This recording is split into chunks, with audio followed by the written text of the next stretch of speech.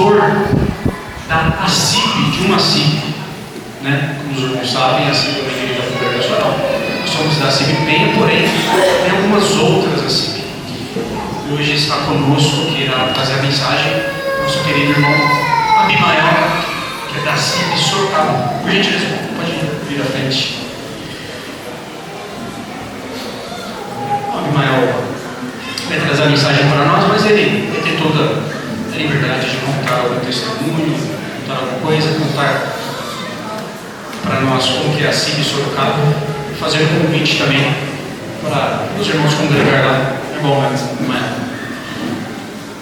Os irmãos recebam como mensageiro de Deus nessa noite.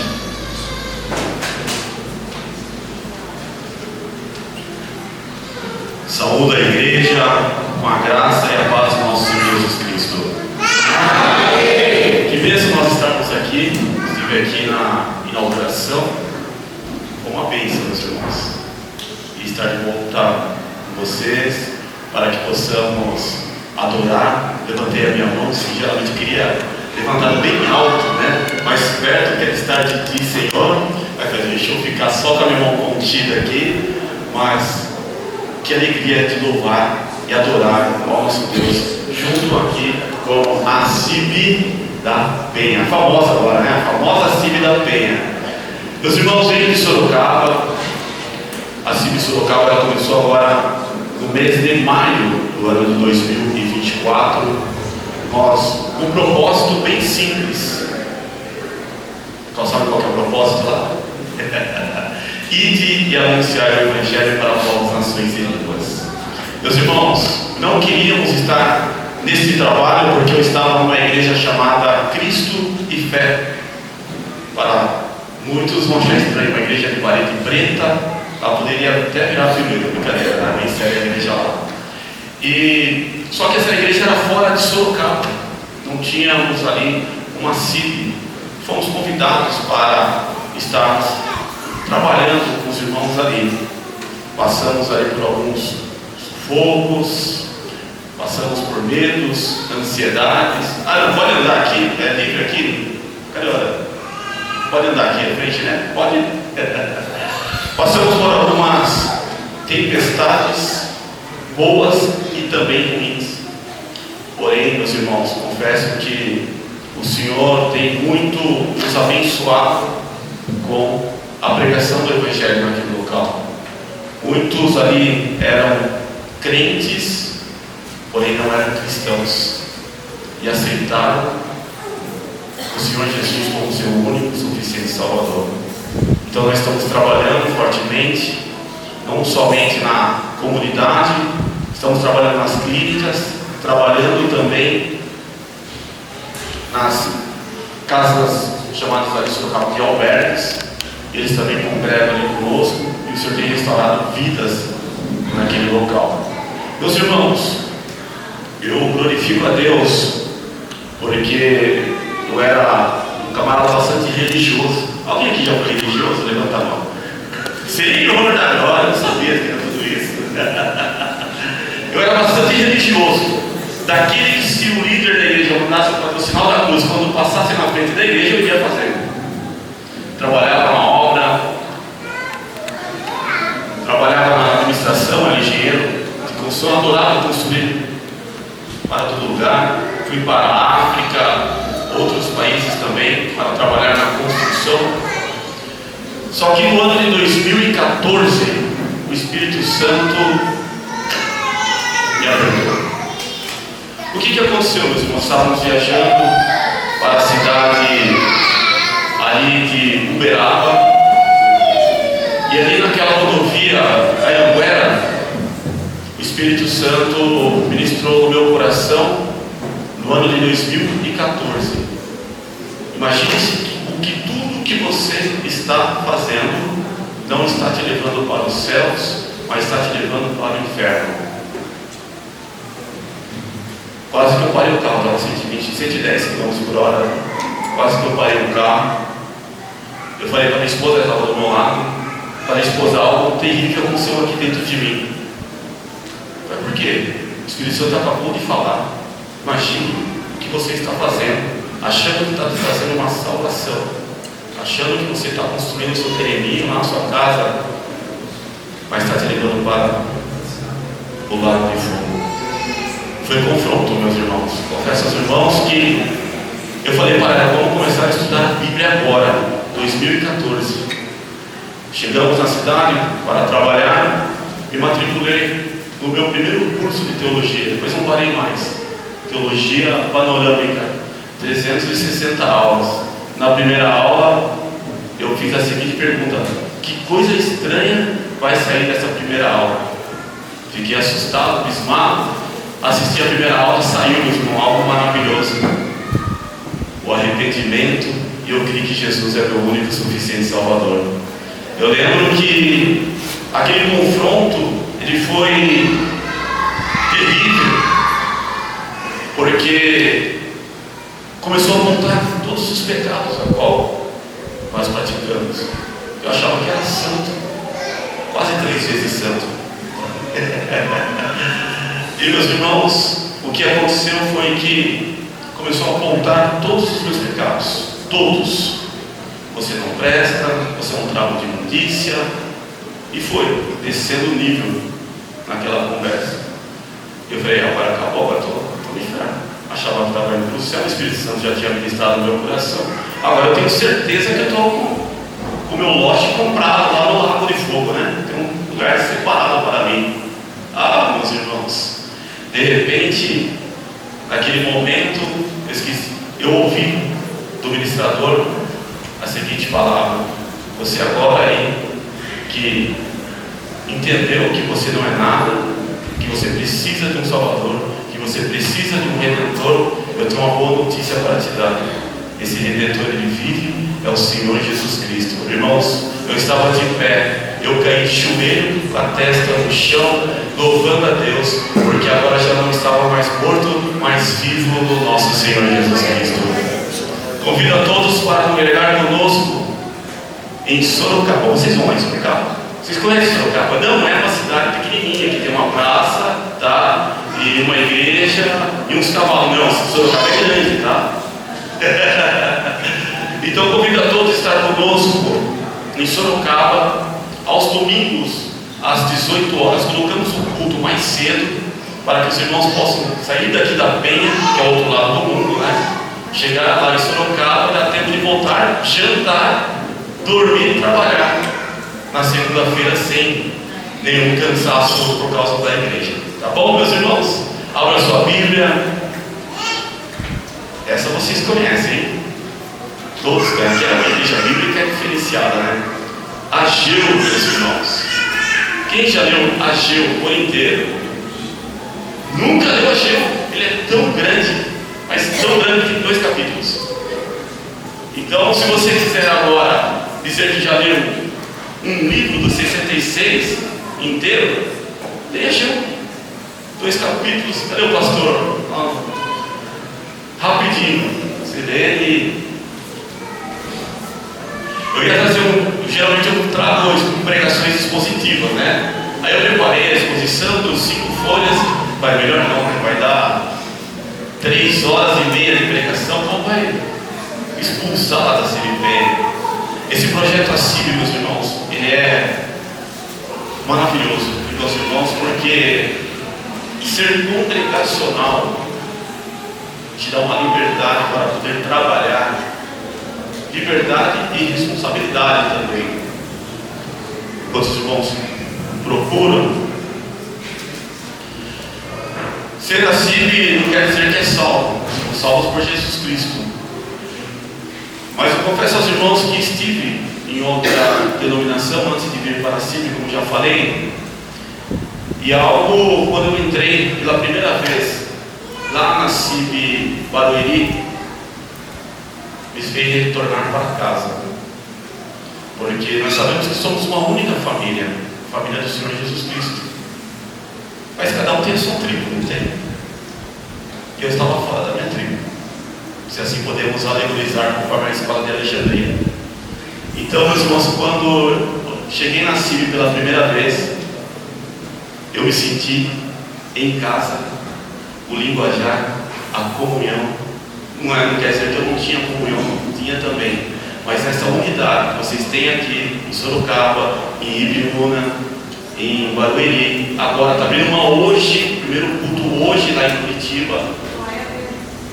Essa cultura que nós temos, esses hinos que nós cantamos, meus irmãos, é maravilhoso, me trouxe de volta, porque eu jamais imaginaria que poderia cantar e levantar a minha mão com os hinos que nós cantamos hoje, e com a mesma cultura e com o mesmo povo.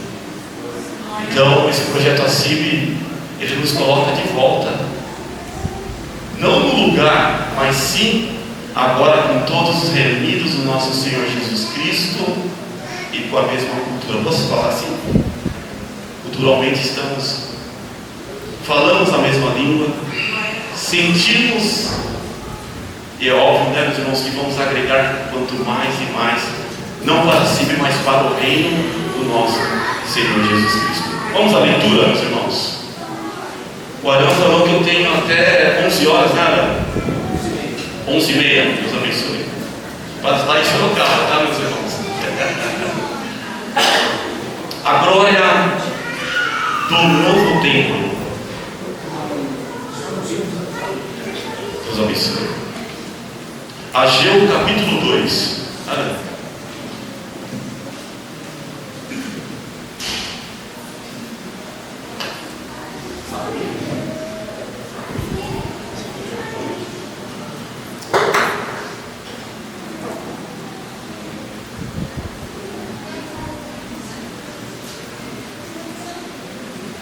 Minha esposa Karina, coloca uma tacinha no nosso culto lá, tá? Nossa, só um pouquinho de plástico, fica cheio de papel aqui.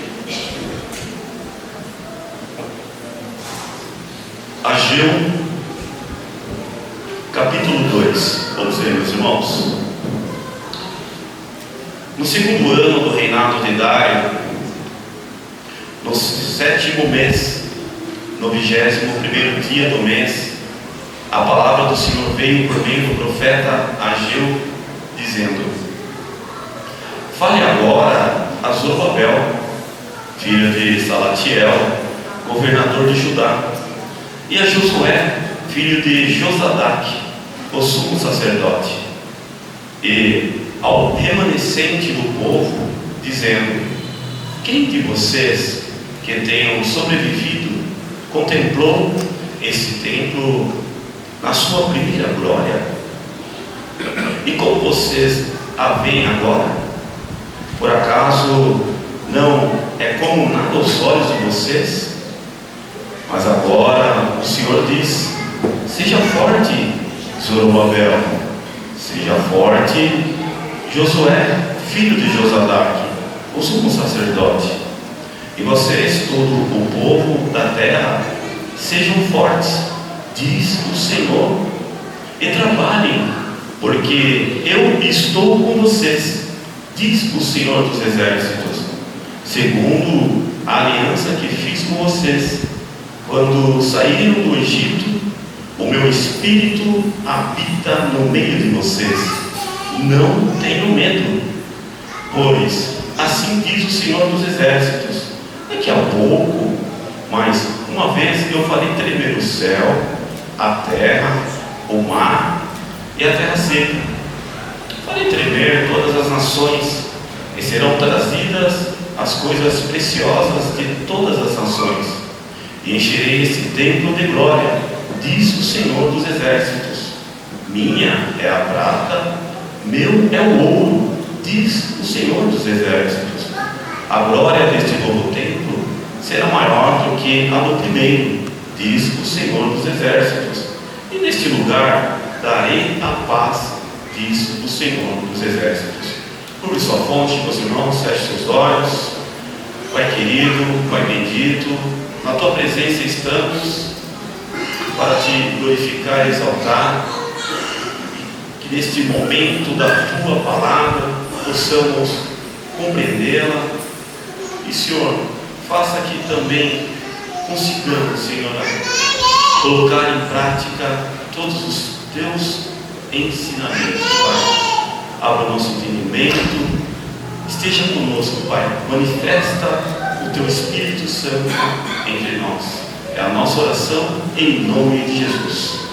Amém. Os irmãos lembram que quando o povo saiu do Egito, teve uma aliança com o povo.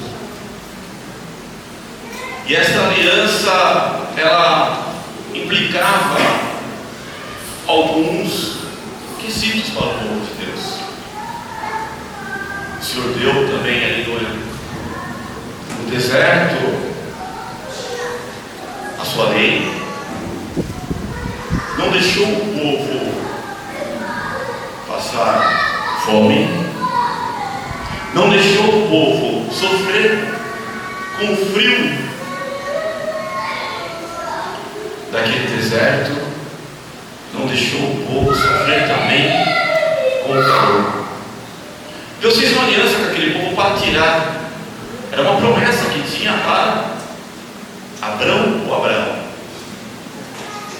Então, meus irmãos, o Senhor cumpriu a sua promessa, tirou o povo da escravidão, colocou no deserto, e no deserto, 40 anos, entraram na terra prometida. Quem já leu aqui a oração de Salomão? Nota aí. Já leu? Maravilhosa essa oração, né, meu irmão?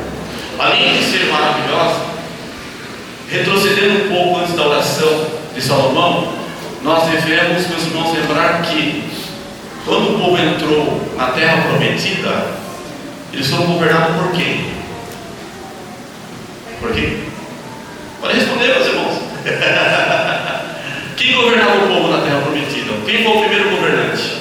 Era uma teocracia. Deus e os juízes. Então o povo desobedecia a Deus. O que acontecia? Levantavam-se juízes. Pediram o rei, o Senhor deu. A igreja me ajuda aí. Não entendi. Deu reis. Primeiro rei. Alguém lá no tal de Abimeleque tentou, né, usurpar, ele tentou ser um rei, mas não é considerado. Aconteceu que, meus irmãos, houve ali a oração de Salomão. Saul, Davi e Salomão. Salomão, quando construiu o templo, ele fez uma oração e fez alguns sacrifícios. Meus irmãos, dava para abastecer metade da cidade de São Paulo. Alegoria, tá, meus irmãos? Com a quantidade de sacrifício que foi feito ali. Aconteceu, meus irmãos, que após o reino de Salomão, quem assumiu esse reinado? Alguém lembra? Vocês estão com vergonha?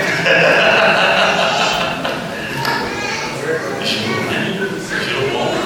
Esse Jeroboão é o da norte, né? Quem que era o filho? Quem lembrou?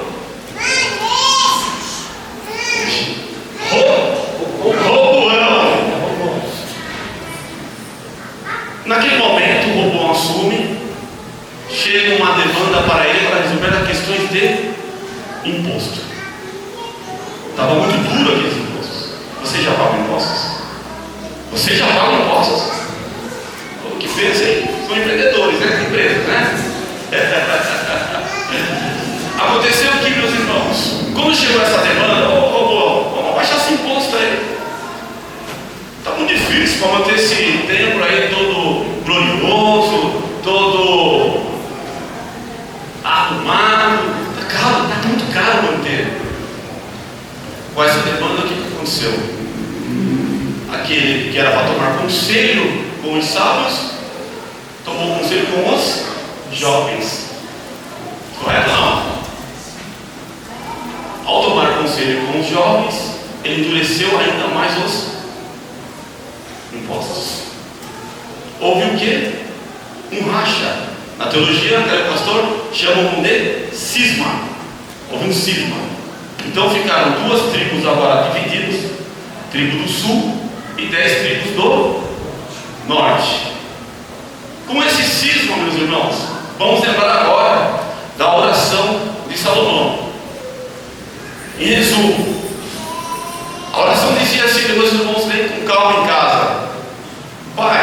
se os teus filhos te desobedecerem, afastarem de ti, ou se estiverem no cativeiro, lembra-se deles, mas volte eles para a sua terra.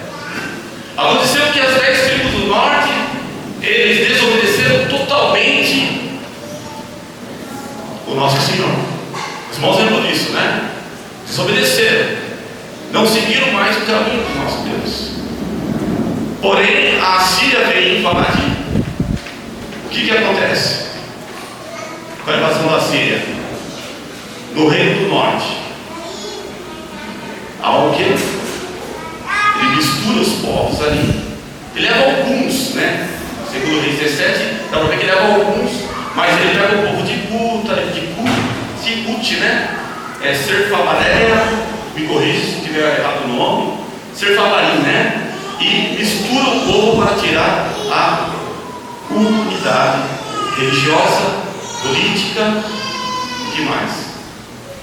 Então agora aquele povo que era chamado de Israel, agora é um povo misturado, chamado do que? Alguém lembra? Samaritano.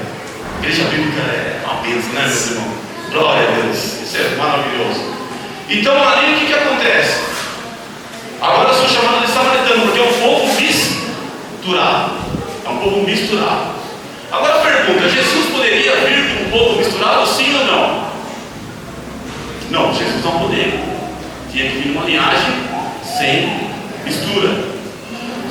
O povo do sul, lembrando, meus irmãos, que tem uma tribo chamada Simeão, que ela também está no sul, só que politicamente ela está unida ao reino do norte. Depois os irmãos olharão lá no mapa, verão que Simeão está um pouco abaixo de Judá, porém ele se uniu ao reino do norte, por isso que ele foi considerado também samaritanos.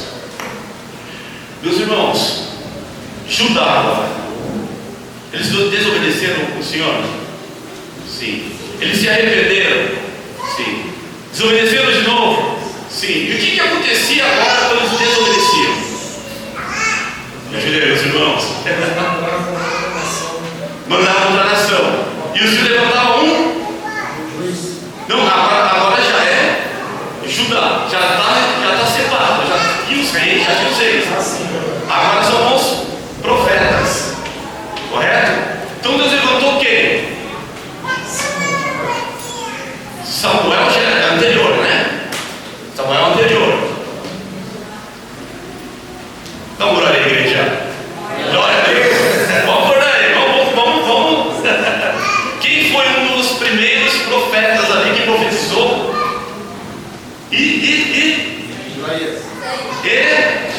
Ezequiel. Então nós temos ali os profetas pré-exílio, do exílio e pós-exílio. Até aqui tranquilo, meus irmãos? Maravilha. Aconteceu que a Síria caiu. Quem que derrubou o império assírio? Os babilônicos. E eles agora invadem quem? Judá. Sim ou não? Agora eles dominam esta região. Vê quem era o grande rei ou o grande imperador aí? Nabucodonosor. Saqueia o templo e também ele faz o quê? Leva o povo, diferentemente do que o povo da Síria fazia, que era misturar os povos. Agora Nabucodonosor, ele pega a elite, os mais ricos, os mais inteligentes, levam cativos para a Babilônia. E eles fazem o que com esse povo? Fazem que eles amem a Babilônia. O que acontece com nós quando estamos distantes de Jesus? O mundo vem, nos prende, nos leva para amar quem? Amar o mundo, amar uma seita, amar coisas que estão distantes do nosso Deus. É estratégico isso. Então ele cria uma maneira que nós possamos satisfazer a nossa carne e amar aquilo que nos afasta afasta do eterno. Olha, eu falei igual os irmãos judeus do eterno. Correto ou não? Só que, meus irmãos, tinha uma profecia. Nabucodonosor, ele invadiu aquele lugar, ele levou o povo cativo, levou a elite, deixou ali os mais pobres, os que tinham deficiências, mas levou a maioria. Mas tinha uma promessa para eles. E qual que era esta promessa? Que depois de 70 anos, se eles se arrependessem, eles voltariam agora para a terra prometida. Acontece, meus irmãos, que, olha que história, o povo sai do Egito para a terra prometida, sai da terra prometida e volta para o cativeiro. E Deus faz uma promessa: olha, vocês saíram, mas se você se arrepender do vosso mau caminho, 70 anos eu faço que vocês retornem da Babilônia ou da escravidão. E ainda tem mais. Quem levou o povo? Não foi um rei pagão? E quem mandou de volta esse povo? Um rei sírio também pagão mandou o povo de volta. Então, da mesma maneira que Deus agiu para tirar, agiu para retornar com esse povo. Até aqui tranquilo?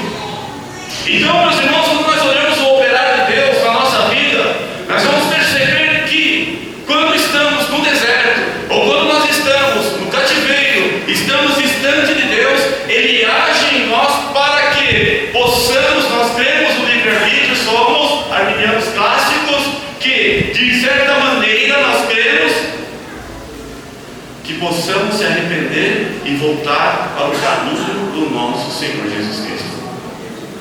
Então, uma alegoria, usar aqui o pastor com licença, a escola de Alexandria.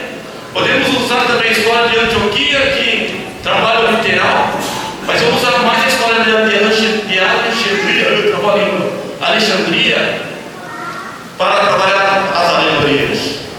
Aí nós vamos chegar agora aonde? No retorno do povo. Quando o povo volta da escravidão, quando o povo volta da Babilônia para a terra prometida. Já eram deles, saíram e agora estão de volta. Acontece, meus irmãos, que quando eles voltam, o templo estava de pé, sim ou não? O templo estava destruído. Por que o templo foi destruído? Alguém arrisca dizer por que o templo foi destruído? Porque eles estavam adorando mais o templo do Deus do que o Deus do templo. Porque aquilo que foi feito para gerar o sacrifício, para ter a presença do Senhor, para que pudesse ter ali os verdadeiros adoradores, agora não era mais motivo de adoração ao nosso Deus, mas era para adorar o ouro, a prata, a beleza do templo do eterno. Mas esquecemos o eterno. Quem já adorou o templo aqui não precisa levantar a mão hoje com os irmãos. Eu levanto a minha. Os irmãos estão compreendendo?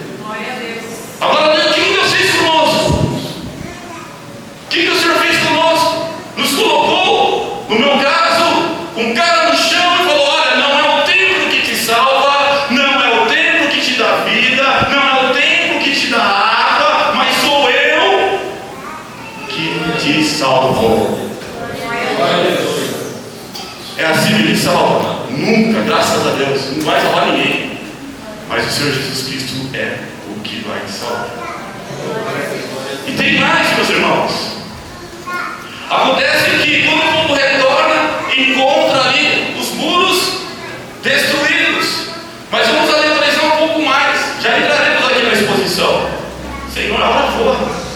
Meu Deus, eu não vou capacete. Menos está bom, né? Agora uma pergunta para os irmãos. Lembra que eu falei do primeiro templo construído por Salomão? Irmãos, é maravilhoso. Olha que você está lendo ali a construção.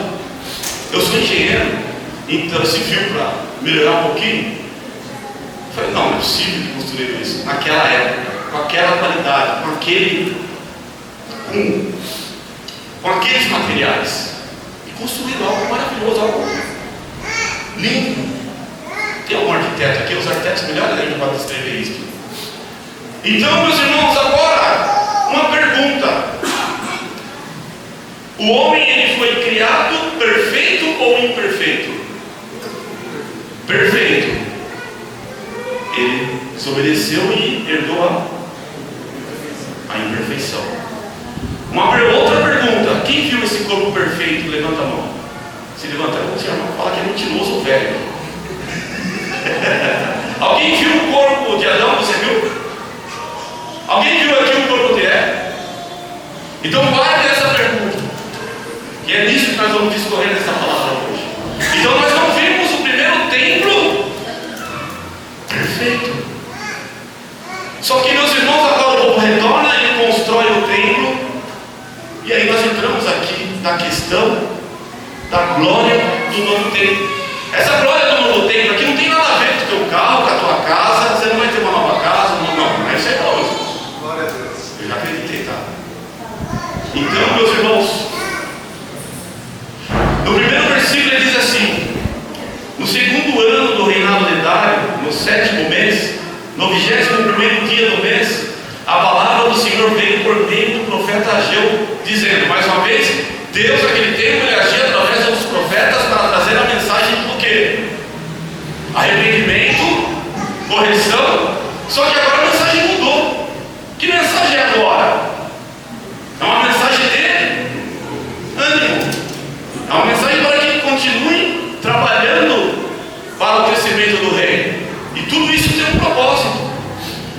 E quando o Senhor fala, Ele tem uma hierarquia. Quem for militar sabe o que é muito bem. Todas as empresas têm hierarquia.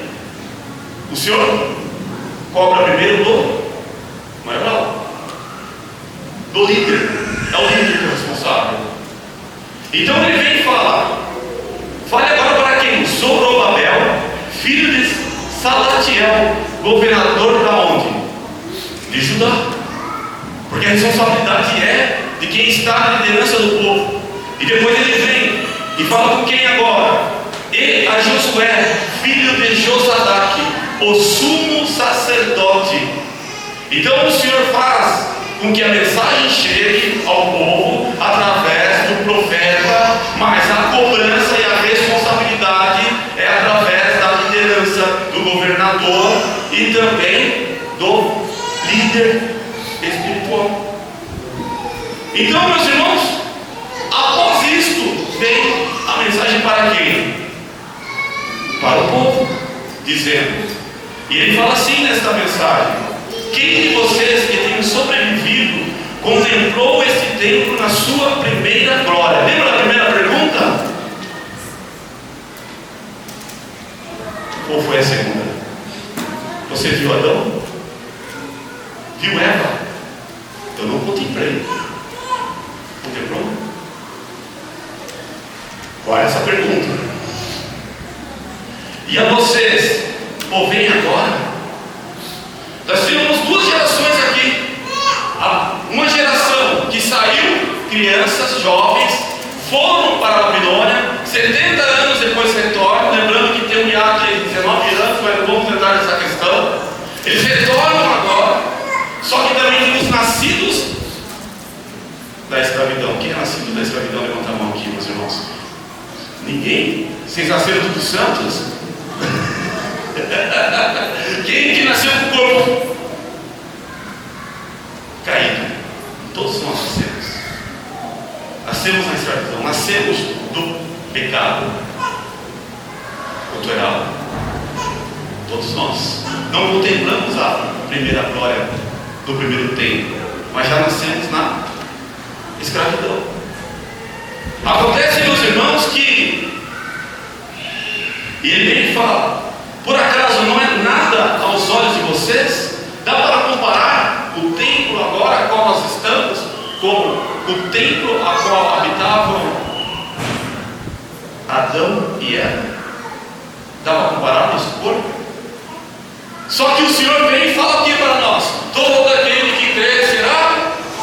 Cadê o corpo? Todo aquele que crê será salvo. O Senhor nos tira da morte e nos coloca na vida. Mas o Senhor nos tirou da escravidão. Nós cremos em Jesus como nosso Salvador. Nós voltamos da Babilônia, entramos na terra prometida, mas agora o corpo não é perfeito. Pastor, posso continuar nessa alegoria? Os irmãos estão entendendo? Então agora eu creio em Jesus como meu Salvador. Agora eu digo que agora eu batismo em Cristo. Agora não estou morto, agora estou vivo pelo sangue do Cordeiro. Só que ainda continuo num templo caído. Fomos regenerados, mas ainda não herdamos agora o corpo de Adão, o primeiro corpo. Quem é regenerado aqui, meus irmãos? Dá uma glória a Deus. Se você aceitou Jesus verdadeiramente no seu coração, você é regenerado. Você é um salvo. A palavra do Senhor é reta e direta. Se você crê em Jesus como seu Salvador, você será salvo. Nós não estamos na busca da salvação, nós somos salvos. E meus irmãos, acontece o que agora? Mas agora o Senhor diz: seja forte, Zorobabel, seja forte, Josué, filho de Josadaque, o sumo sacerdote, e vocês, todo o povo da terra, sejam fortes, diz o Senhor. Acontece que nós aceitamos Jesus, nós somos crentes, nós estamos todos os dias com o nosso culto racional, todos os dias, repito, no nosso culto racional, lutando contra o pecado, lutando contra nós mesmos, lutando contra o mundo, lutando, meus irmãos, contra o diabo. É uma luta tremenda, mas, meus irmãos, a promessa qual que é?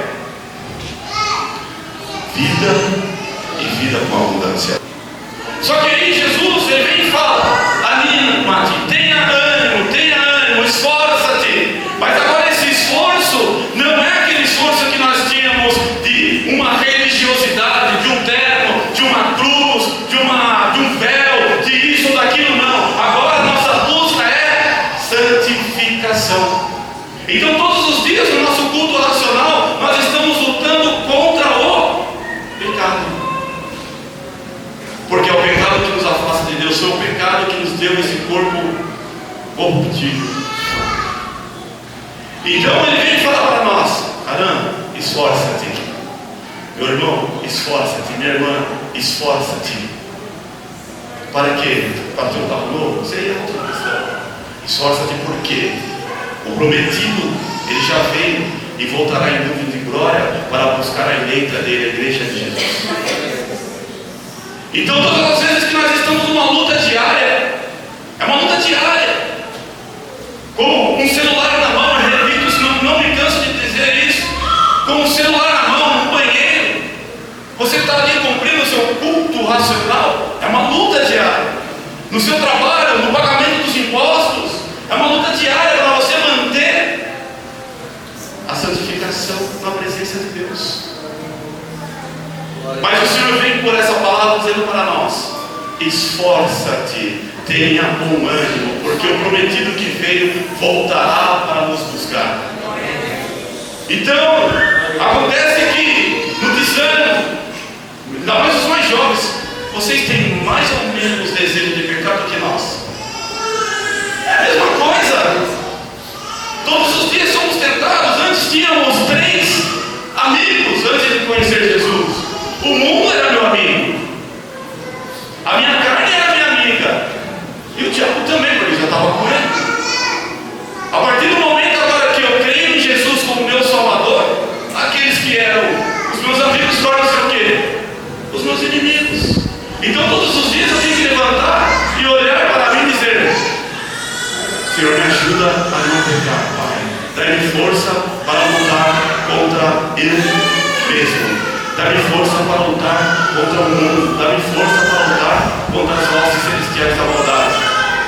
E não achamos força em nós, mas é o Espírito Santo que agora habita em nós, que o Senhor desce de manhã, de tarde, de dia, para, irmãos, vencermos com Jesus Cristo, porque Ele já pagou, está pago. Mas nessa vida que nós estamos aqui, ainda temos essa luta diária com nós mesmos.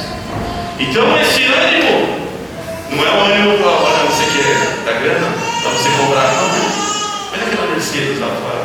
Não, mas... Então agora esse ânimo, meus irmãos, é para o quê?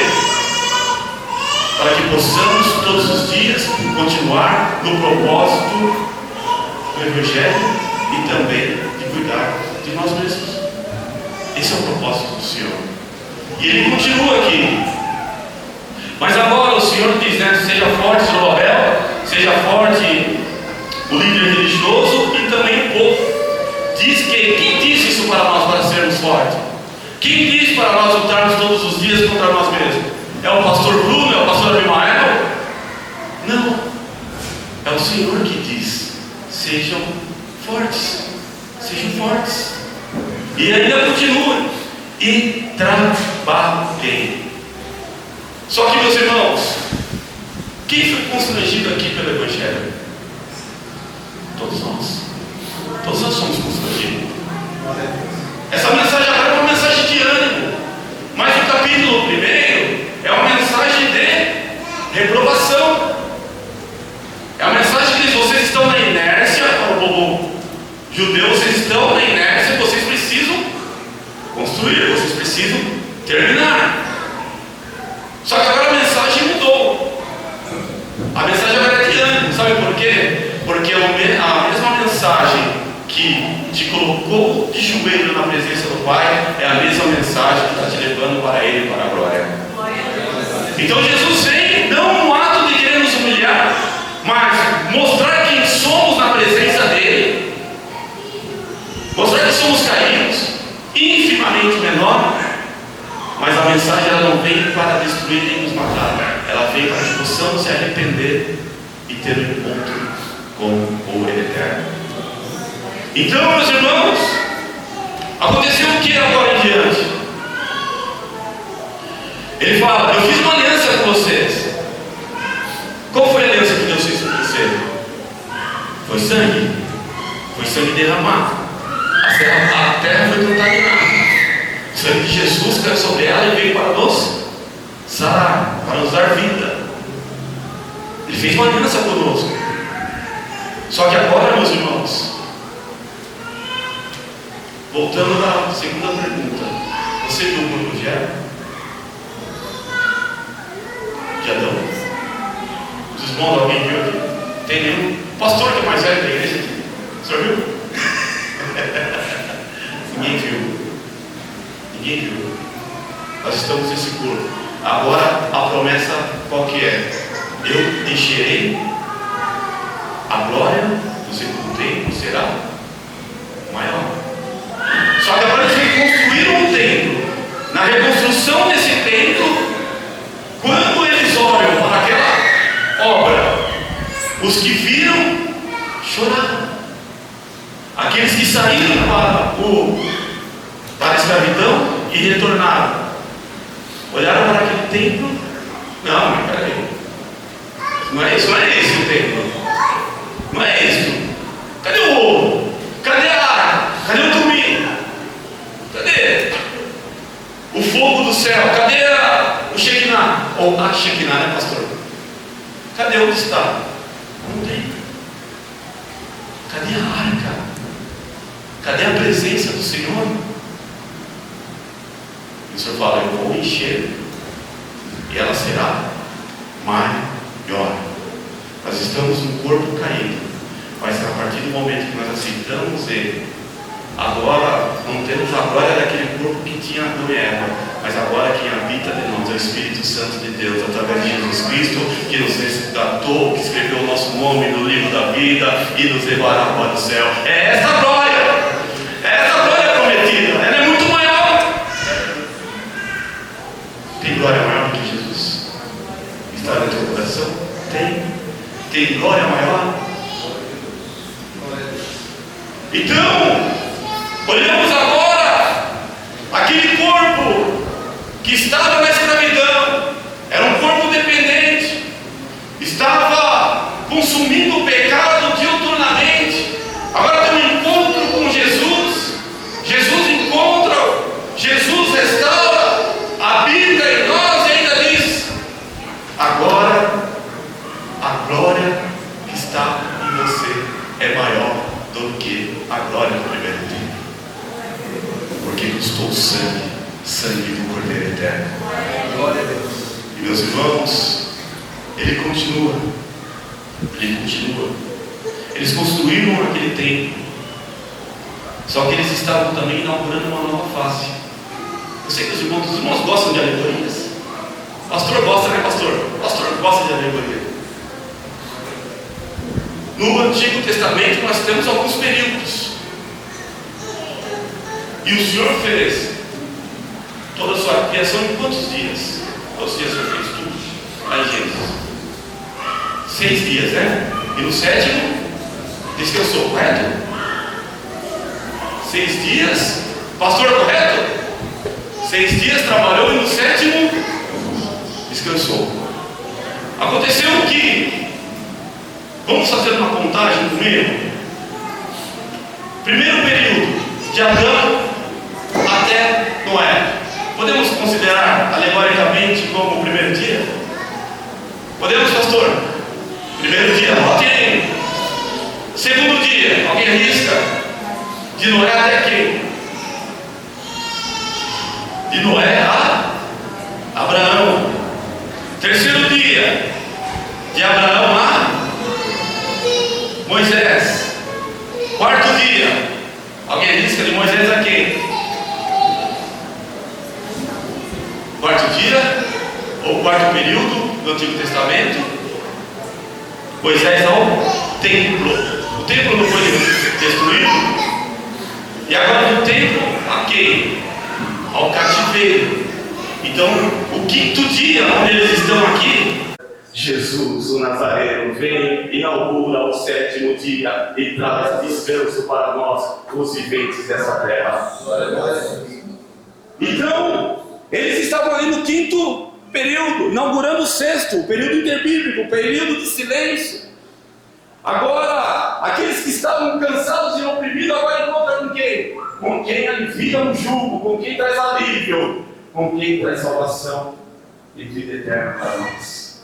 Então nós estamos agora no período do descanso. Passamos pelo primeiro dia, segundo, terceiro, quarto, alegoricamente, os irmãos que treta teológica passaram de mais tempo, mas alegoricamente, nós estamos no descanso do Senhor.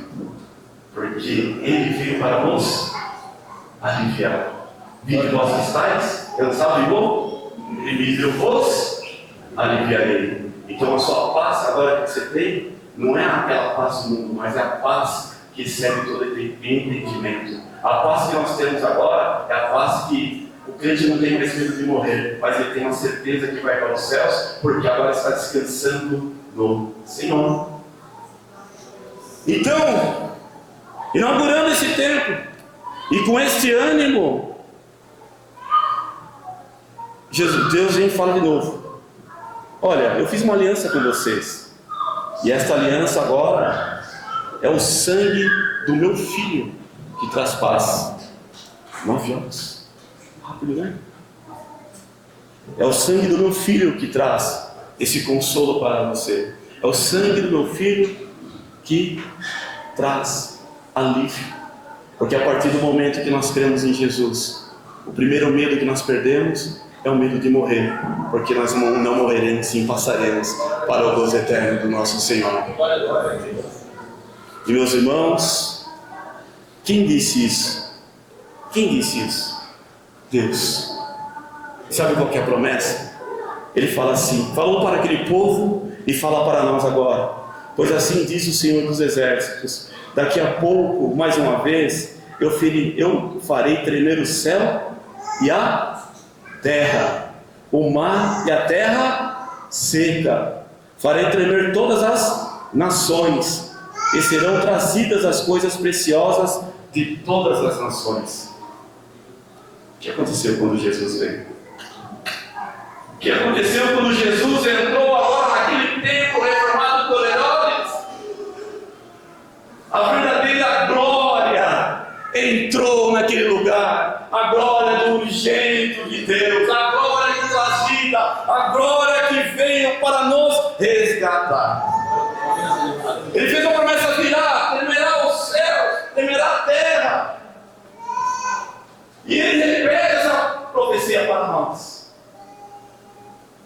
que virá, as nações dobrarão os seus joelhos, os grandes, os pequenos, todos dirão: eis ali o Cordeiro de Deus. Aleluia. Ele vai fazer tremer. Não tenha medo da tua fé. Não tenha medo de amar Jesus. Não tenha medo de dizer não até mesmo a alguns parentes. Não tenha medo de entregar a sua vida para Deus. Não tenha medo de você ser taxado como louco, porque a loucura que é, meus irmãos, para os filósofos, a qual dizia: como assim um Deus veio e morreu, crucificado por vocês? É loucura para o nosso entendimento, mas sim, ele veio, é essa loucura que eu creio. Pode me chamar de louco, mas é o louco que está escrito o nome do livro da vida. Bendito seja o nome do Senhor. Meus irmãos, vale a pena dizer não às heresias, vale a pena dizer não às seitas, vale a pena dizer, meus irmãos, não ao mundo, não à nossa própria carne e também não ao próprio diabo, porque quando nós dizemos não para eles, nós estamos dizendo sim, Pai, eu te aceito como meu único e suficiente Salvador da minha vida. Aleluia, tu és o meu Redentor, tu és o meu Salvador, tu és, Senhor, aquele que me comprou no duro madeiro de cruz.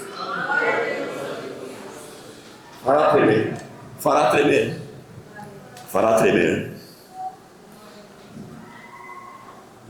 E muitas das vezes, meus irmãos, ele vem com este ânimo e ainda diz assim: minha é a prata, meu é o ouro, diz o Senhor dos Exércitos. Poderíamos aqui com uma vertente que enche a igreja, mas não é essa vertente. Não se preocupa com o ouro nem com a prata. É de Deus, é dele. Estamos aqui, tudo aqui é emprestado. Teu talento é emprestado. O único que entra no céu é a caridade. Não se preocupa com o ouro nem com a prata, é dele. Sim, trabalho, muito estudo, mas não se preocupe com isso.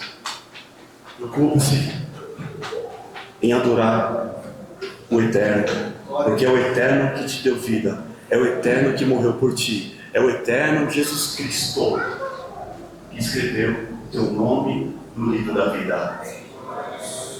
Meus irmãos e amados,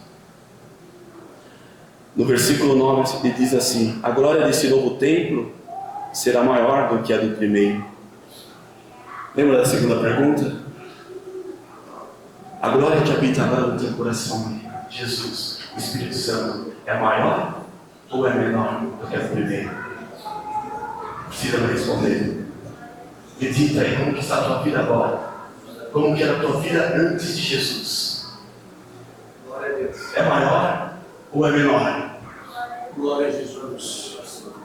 Não tenha medo de dizer para o Criador: é maior, Pai, a sua glória é maior. E a glória, meus irmãos, é glória de peso, glória de responsabilidade, glória que traz vida e vida com abundância.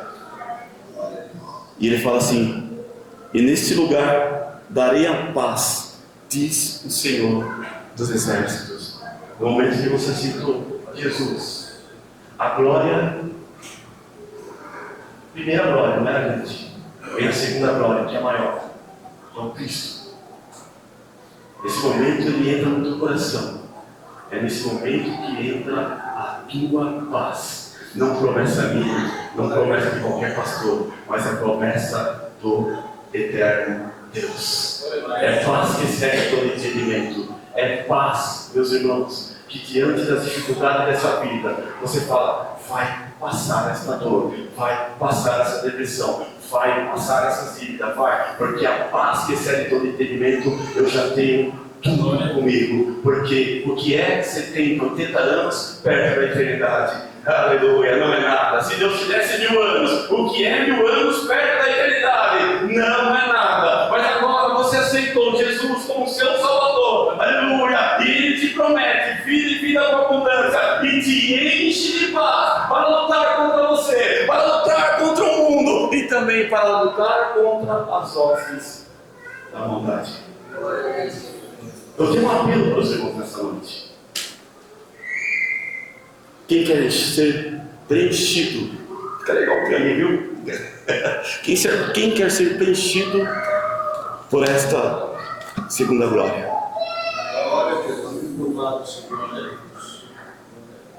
É uma pergunta retórica, mas que a resposta está dentro do teu coração. Faço um apelo aos irmãos a aceitarem esse Jesus, a não ter vergonha de aceitar este poderoso. Não tenha vergonha. Não tenha vergonha de você andar na rua e dizer: essa é uma ex. Não somos muito atentos. Essa é uma ex, esse é um ex. Esse daí cometeu apostasia. Passei por isso. Mas a paz que excede todo entendimento me preencheu. Eu estou contigo, a minha paz que está com você. Eu digo aos irmãos que a maior vergonha não é ser taxado de apóstata. Não digo apostasia da fé, mas apóstata. A maior vergonha não é você ser taxado de louco pelo Evangelho. A maior vergonha será no dia que você estiver no lago do fundo, condenado, e saber que alguém pregou de Jesus para você. Ele pediu o teu arrependimento, você não confessou. Perdeu essa oportunidade de estar com o Evangelho. Por isso, de pé, meus irmãos. Nós, digo com propriedade, quando eu aceitei Deus, eu não entendi Jesus. Eu fui batizado no nome do Pai, do Filho e do Espírito Santo. Mas eu não entendia o que era o eterno. Eu não entendia o que era Jesus. Então simplesmente fui batizado, fui imergido.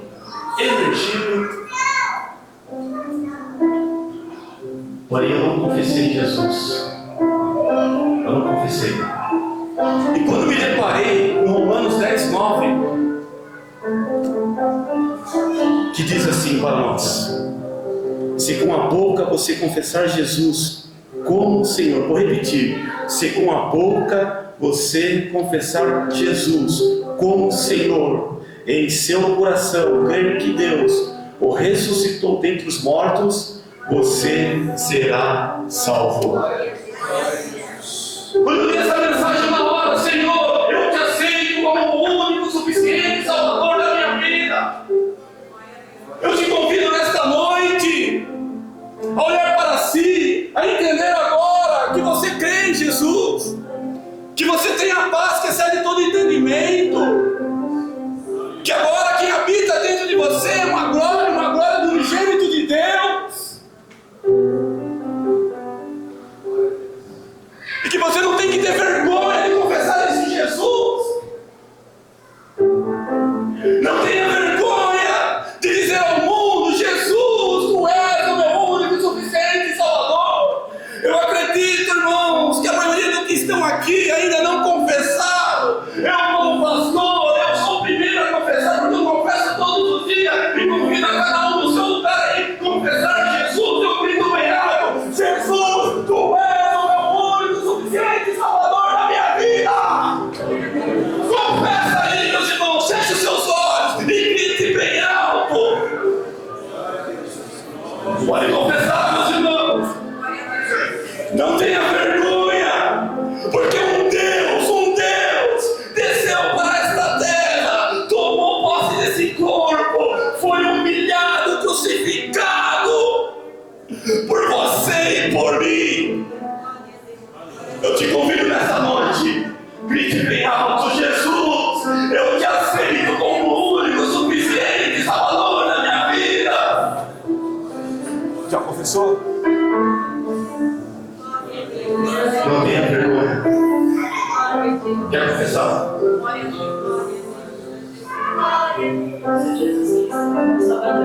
Glória a Deus! Grita aí! Glória a Deus! Quando nós se arrependemos, quando nós confessamos Jesus, a festa dos céus. Quem está em festa? Os anjos, mas também a festa diante dos anjos. Quem está em festa?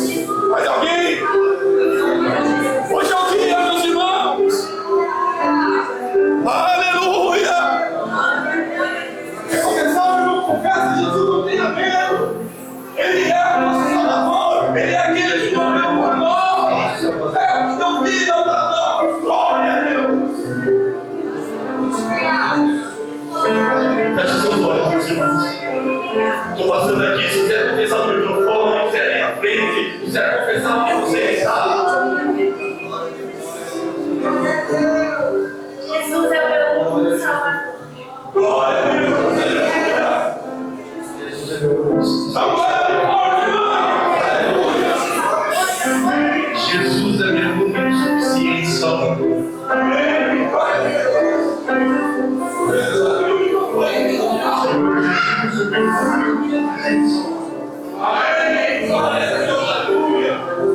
Jesus é meu único e suficiente Salvador. Glória a Deus.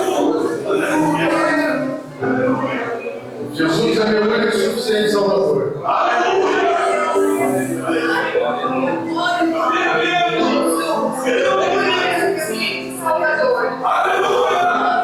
Jesus é meu único e suficiente Salvador.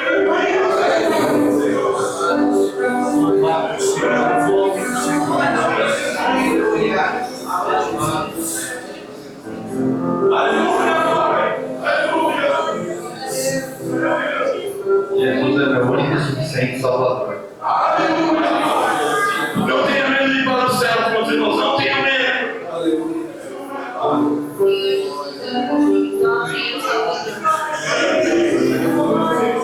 Jesus é meu único e fiel suficiente Salvador. Glória a Jesus. Aleluia. Aleluia. Aleluia. Feche seus olhos. Pai querido, Pai bendito, na tua presença estamos, Pai, para te louvar, para te agradecer, porque tu és, Senhor, o meu Salvador, tu és o Salvador desta igreja, tu és, Senhor, aquele que nos comprou, tu és o que nos criou, Pai bendito, nós te louvamos, porque nós estávamos, Senhor, na Babilônia, perdidos, escravizados, mas tu convidaste a nós para voltar para a terra prometida, e esta terra prometida foi comprada com sangue do Cordeiro Eterno, e nesta noite, Pai, nós te confessamos, tu és o nosso Salvador, tu és o nosso Senhor, tu és, Senhor, o nosso Redentor. Louvamos, Pai, porque a sua glória nos enche nesta noite, a sua glória nos salva, aleluia, a sua glória, Pai, escreveu o nosso nome no livro da vida. Te louvamos, Pai, pela manifestação do Espírito Santo entre nós, te louvamos por este dia, te louvamos, Pai, porque tu voltarás e fará tremer os céus, a terra, as nações. Mas para aqueles que te confessaram, Pai, para aqueles que te aceitaram, nós iremos, Pai, num corpo glorificado contigo, estar na tua presença, se deleitar na tua presença, te louvar na tua presença. Te louvamos, Pai, por esta oportunidade, por essa palavra, por este culto. É a nossa oração, a igreja diz bem forte, em nome de Jesus. Amém.